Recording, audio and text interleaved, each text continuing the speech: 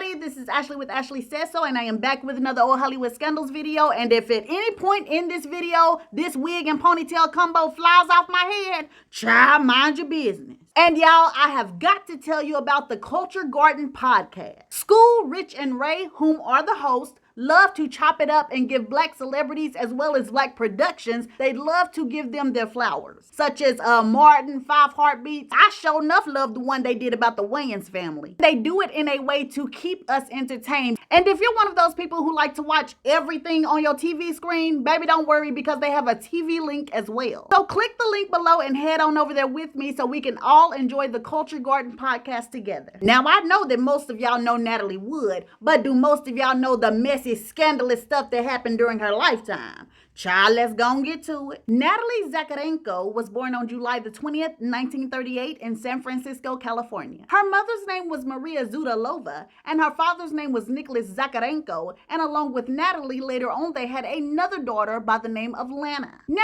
a lot of people felt that Natalie's mother, Maria, was quite strange. She acted out in strange ways and did strange things. This could explain why sometime during her pregnancy with Natalie, she came across a gypsy lady. And allegedly, this gypsy woman told Natalie's mom, Maria, that Natalie would grow up to be a famous beauty who was going to be loved worldwide. And that gypsy woman probably thought she was doing Maria some favors by telling her some stuff like this, but in reality, that woman should have kept her doggone mouth shut, because child, Maria went crazy after she heard this. She basically took this as if it was a prophecy, and she bought it hook, line, and sinker. And so she made it her mission that her daughter Natalie was going to be famous no matter what. And from here on, the story gets crazy. So I might as well tell y'all right now, either some of y'all might want to leave the room because there are some triggers in this video, or y'all might want to go ahead and put on your helmets.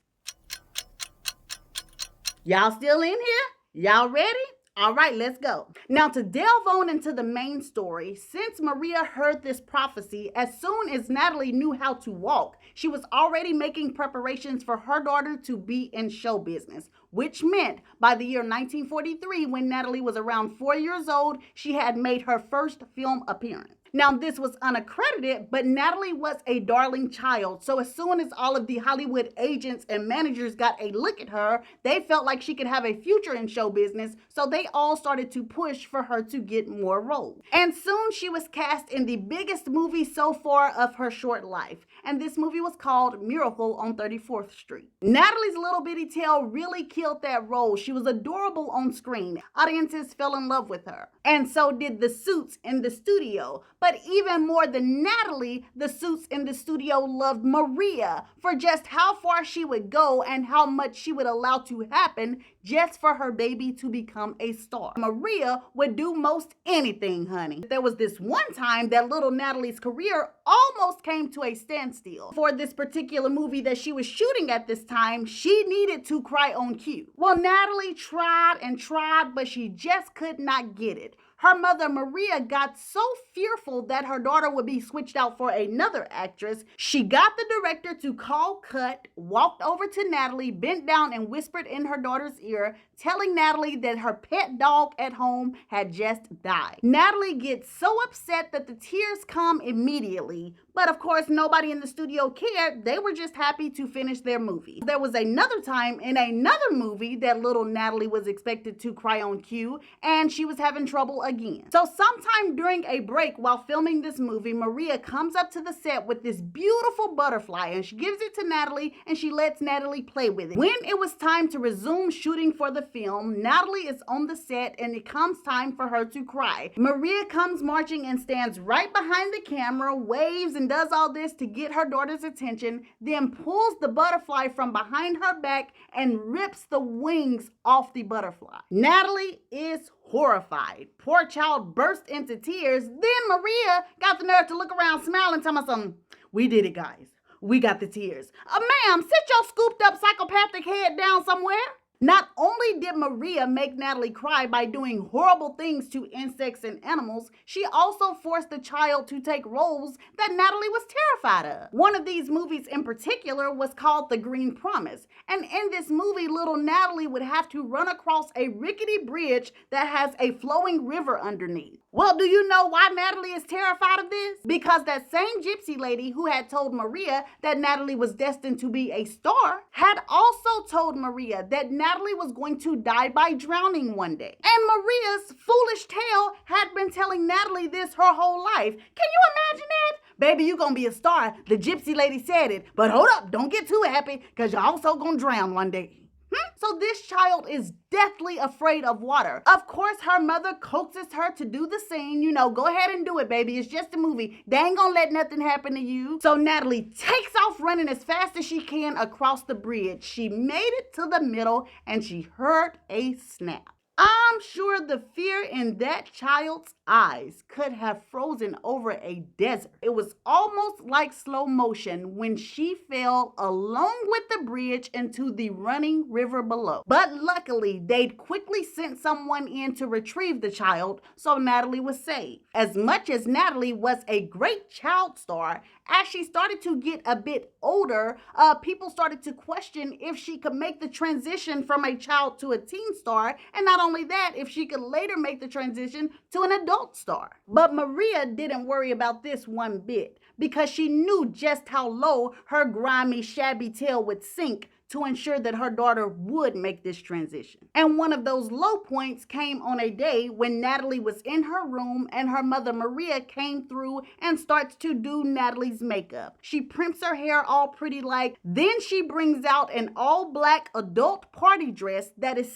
so freaking tight that it seems like whatever woman is going to wear it has to be poured into this dress. And that's when Maria must have told her, that's the dress that you're going to wear tonight when we go visit Mr. Frank Sinatra. So Natalie puts on the dress her mother has for her, and she and Maria go over to Frank Sinatra's house. While they are talking and drinking, Maria probably starts telling Natalie things like, go sit by Mr. Sinatra, darling.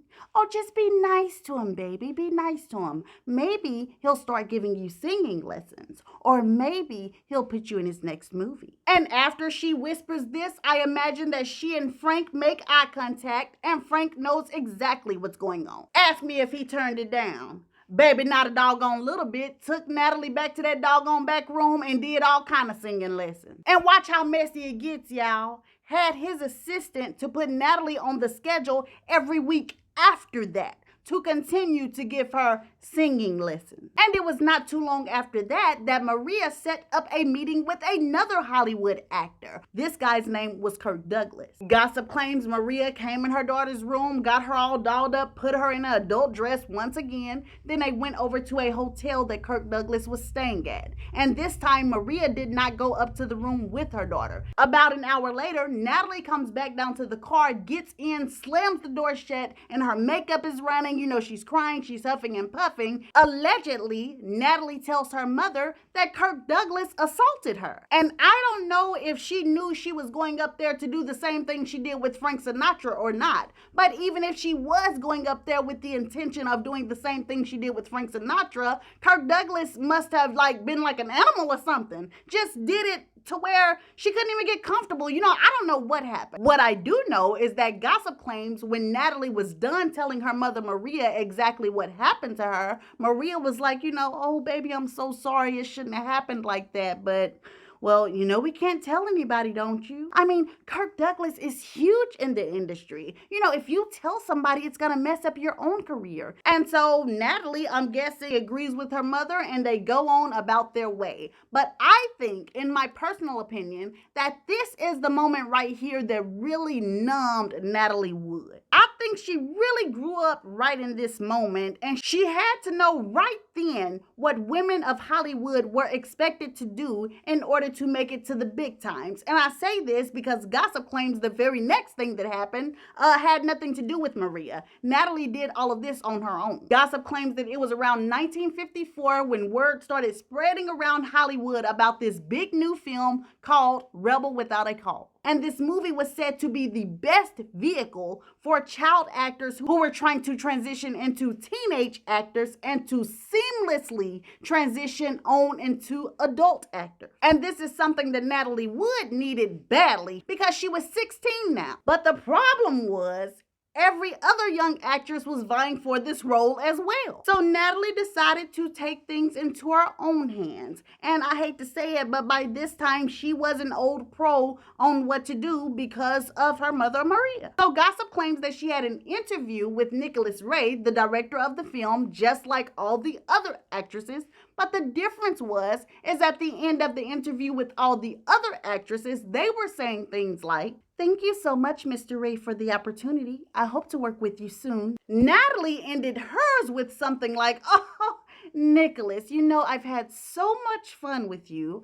I've decided to come back to your home so I can learn a little bit more about what you expect from my character." Well, they did end up going back to Nicholas's bungalow, not only that night, but several other nights. And that gave Natalie the part of Judy in Rebel Without a Cause. So yeah, Natalie gets the part. Wait a minute. Maybe I shouldn't be saying yeah. But what I'm trying to get across is that Natalie gets the part, okay? Well, even though she gets this part, she does not stop messing around with Nicholas Ray. Well, by the time they're shooting this film, Natalie has a new boyfriend who is an actor by the name of Dennis Hopper, who is either her age or right around her age. Well, while they are dating, Dennis ends up making it to third base with Natalie. Dennis wants to give his girl something new, honey, so he starts going down trying to do the crunching munch. And right when Dennis is about to get a little mwah, Natalie stops him in his tracks and tells him, "Oh no, Dennis, hurry up, come back up. You can't go down there." And when Dennis asks her why, she tells him, "Because I just don't want you down there. You know, I was just with Nicholas Ray like 3 hours before you, and I just don't want you tasting nothing he got going on."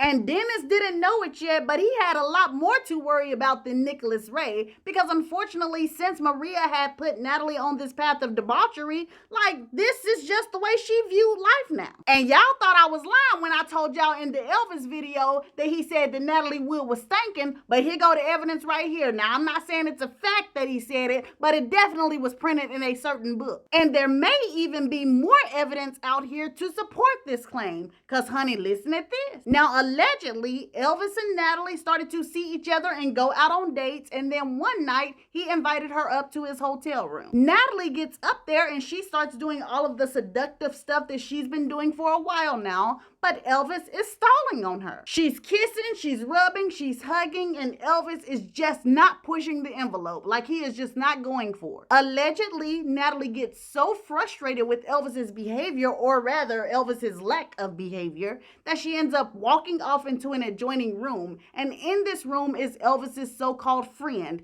a guy by the name of Byron Raphael. Well, gossip claims Byron Raphael is just watching Natalie pace the room, and she's like, "Ugh, what is wrong with Elvis? Why won't he just take me and devour me? I mean, he's got me all hot and bothered." According to Byron Raphael, Natalie was so hot and bothered that she actually opened up a window just to cool down. Well, baby, the folks say that Byron stood up and was like, "Listen, I don't know what's going on with Elvis, but I mean, if you're that hot, I can help you put that fire out." I say that Natalie laid down and opened up, and Byron came on in and put the fire out. Now, in the Elvis video, I told y'all that Elvis got back in the car with his friend and told his friend that yes, he had made it with Natalie Wood, but that she was stinking. But what if Elvis never made it with Natalie Wood, or the reason he was stalling was because she was stinking, and so who really made it with Natalie was this guy Byron Raphael, and Elvis just got in his friend's car and just kind of told him that?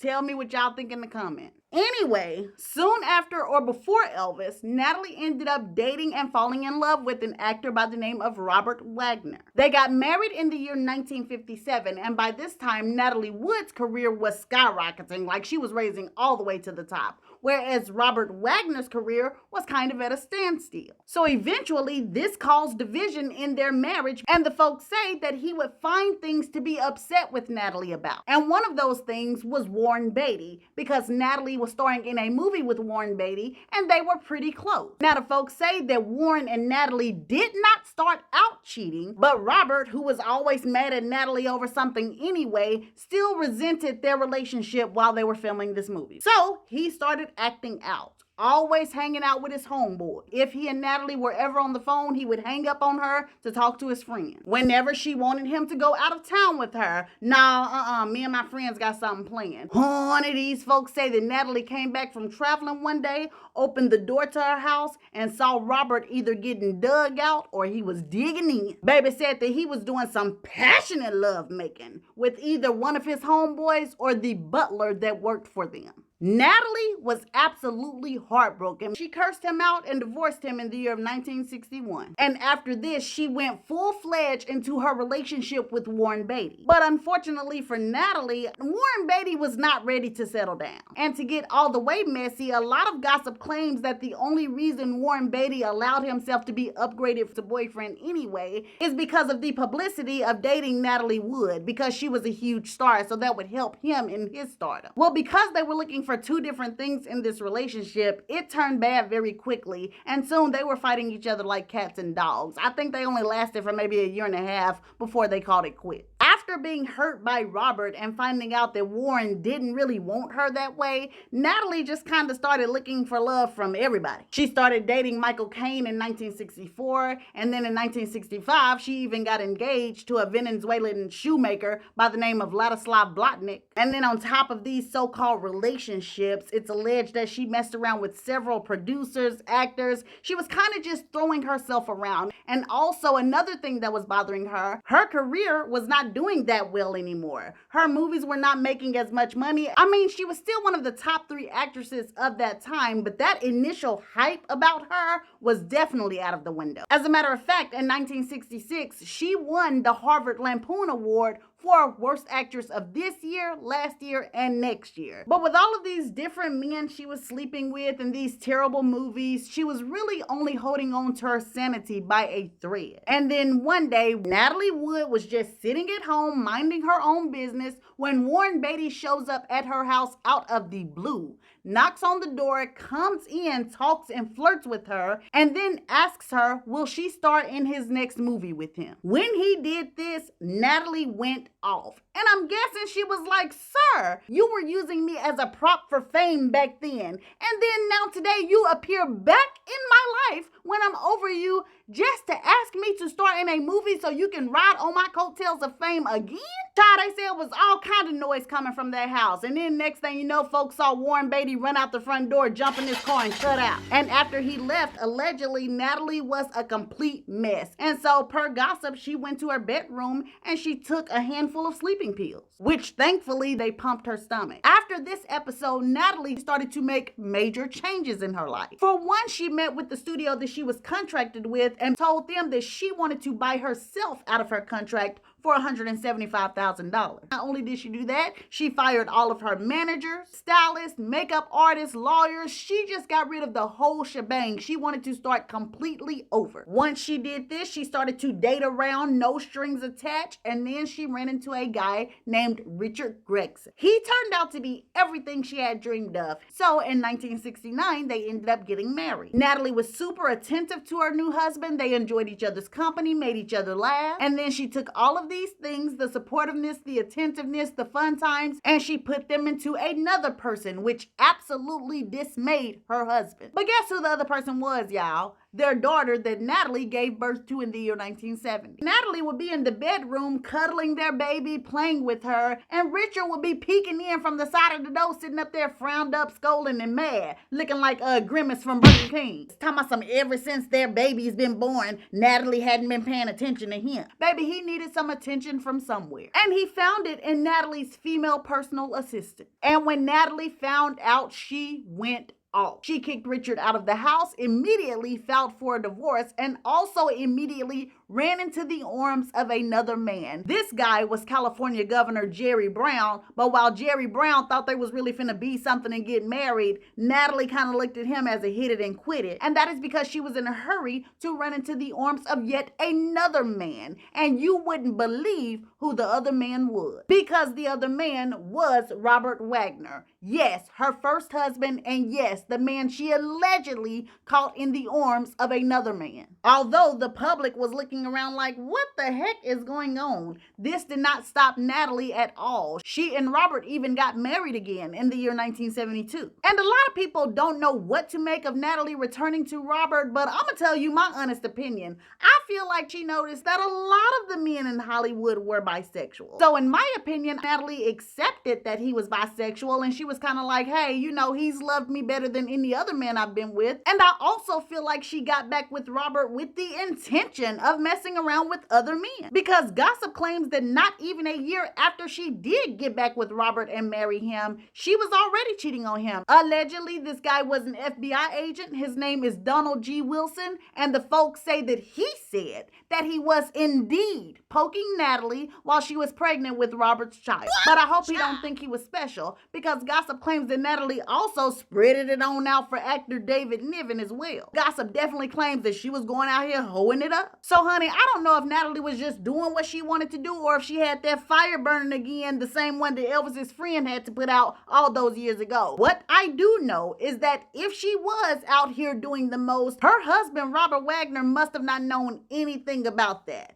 because the way gossip claims that he behaved a few years later makes it clear that he did not get down with Natalie cheating at all. Let me tell you about it. Now, rumor has it was Thanksgiving weekend, Saturday, November the 27th, 1981, and Natalie and her husband Robert were getting ready to go on their yacht to host their Thanksgiving gathering that they had every year. They would send out dozens of invitations and get on the boat and wait for guests to show up. This year, they did the same thing, but out of all of the invitations that they sent out, only one guest showed up. His name is Christopher Walken. So aboard the yacht, which is called the Splendor, there is Natalie Wood, actor Christopher Walken, Natalie's husband Robert Wagner, and the captain. And the captain's name is Dennis DeVerne. So the official story says, after the yacht takes off, somebody on board requests that they dock at Catalina, California, so they can go eat at a restaurant on the harbor called Doug's Harbor Reef. Natalie, Christopher Walken, and Robert go inside of Doug's restaurant, they eat, and then they all come back to the boat. As the day goes on, the three that I just mentioned settle into the main room of the boat where they talk and drink. And then probably around 10 p.m., Natalie gets up and says, okay, boys, I'm tired. I'm about to go to the back room and go to bed. About an hour later, which would now probably be around 11 o'clock, Robert gets up and tells Christopher, hey man, it was a good talk. I'm about to go back here and lay down with my wife. I'll see you in the morning. Robert goes back to the bedroom. He sees that Natalie is not there. He walks all around the yacht looking for Natalie, calling out her name. He does not find her. Now it's around 11:30 and Robert has gone outside on the yacht. He's looking around for Natalie, and then he looks down into the water and he sees that the dinghy that is supposed to be attached to the yacht is gone. Around this time, the captain comes outside with Robert, asking Robert what's wrong, and that's when Robert tells him, I cannot find Natalie anywhere,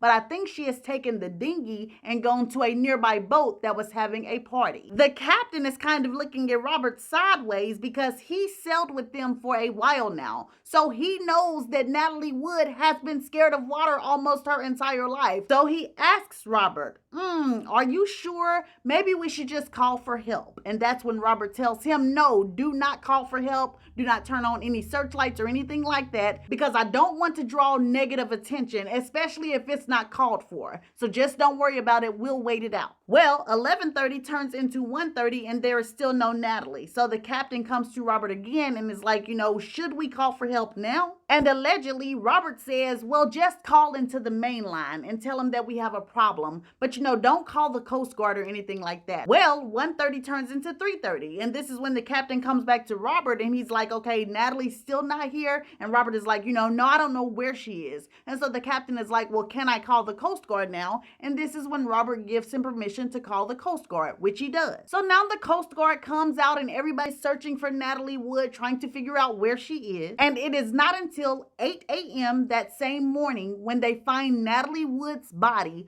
floating about a mile away from the yacht. Also, very close to her body is the boat dinghy. So the body is recovered and taken to the coroner's office, and everything is ruled to be an accident. Pretty much, she left the boat, she fell off the dinghy, open and shut case. But although the coroner, whose last name was said to be Noguchi, ruled this as an accident, the coroner's notes told a different story. For instance, why did Natalie have several bruises all over her arms and legs? Where did the bruises on her face come from? Some gossip claims that she even had a small cut across the throat.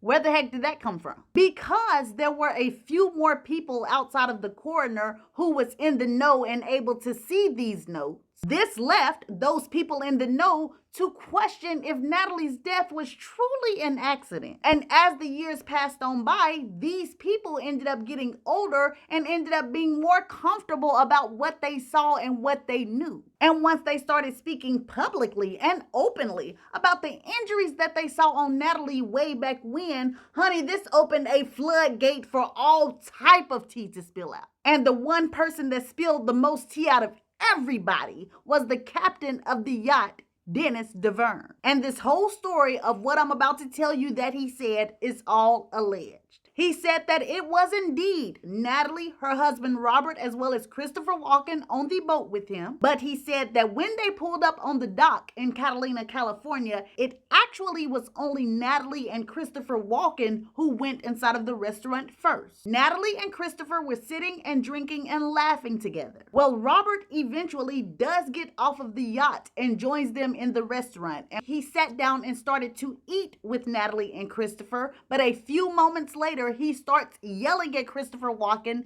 asking him, "Are you trying to F my wife? You've been flirting with my wife the whole time. What you want with my wife?" The argument got so bad that either Christopher or Robert took a glass and threw it on the wall, shattering it everywhere. This is when Natalie was said to get up from her seat and run back onto the yacht. Robert and Christopher, still kind of angry at each other, also get up and leave the restaurant to get back on the yacht. And let me make it clear that all three of them are said to be kind of wobbly. They're all drunk. When they all get back on the yacht, they do end up going into the main sitting room together. But nothing had calmed down. As a matter of fact, the arguing intensified. Gossip claims that Robert and Christopher were now face to face arguing about Natalie. Apparently, they go on arguing like this for a while, and Natalie is in the room with them, possibly even trying to break them up. At some point, though, she must have been fed up with the whole thing because she does go back into the bedroom. Per the captain, though, allegedly when Robert ends up going to the bedroom to join his wife, Natalie is in the bedroom. There was said to be so much screaming, yelling, and commotion coming from the bedroom that the captain, who was in the front of the ship, heard all of this going on. Eventually, the captain said that the noise got even louder because at this point, Robert as well as Natalie were on the outside of the yacht. And from this point, either the captain was being nosy and just listening in, or the walls on that yacht were truly paper thin, because he said he did hear them arguing, and then very abruptly, allegedly, he heard a yelp and then silent. After about 10 or 20 minutes, the silence must have become eerie to the captain because he went outside with Robert asking him, is everything okay? I kind of heard y'all arguing. To which Robert allegedly tells him, yeah, everything is fine, but I can't find Natalie now. I don't know where she went. And a few minutes after this, just like the first version of the story, Robert points to the missing boat dinghy and says that Natalie must have taken that dinghy to go to a party on board another boat. And just like I said in the first version of the story, it is around 11:30 at night at this time. There was said to be a witness who was on one of the other boats who claimed that around 11:30 that night,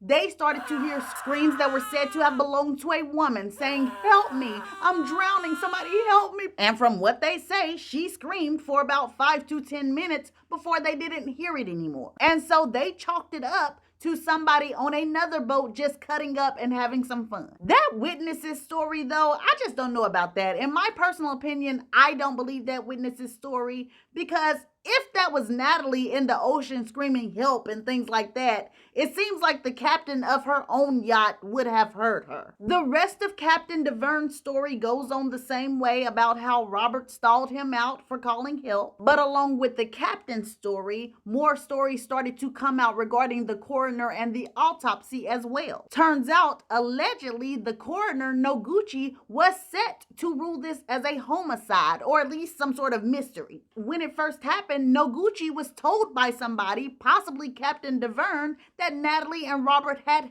an argument aboard the boat before Natalie disappeared. Noguchi even made a public appearance at the time and said to some media outlet that everybody is still investigating the case because I was told that there was an argument between Natalie and Robert Wagner before she disappeared. Well, gossip claims that as soon as Noguchi said this, he got a call from some of his higher-ups that told him that he needed to shut his mouth and not talk to the media anymore, and he needed to go ahead and wrap the case up. And that's when he declared it an accident and kind of shut the case down. Well, allegedly, the reason Noguchi's higher-ups called him and said this to him is because they received a phone call themselves. Not only a phone call, a letter. From none other than Mr. Frank Sinatra, who told them that Robert Wagner was a friend and he didn't think it was right that the coroner would sit up there and talk to the public and basically tell the personal details, like he didn't feel like the public needed to know about Robert's argument with Natalie. So Frank told the higher-ups that they needed to shut Noguchi up. He didn't need to talk to the media again. As a matter of fact, he just needed to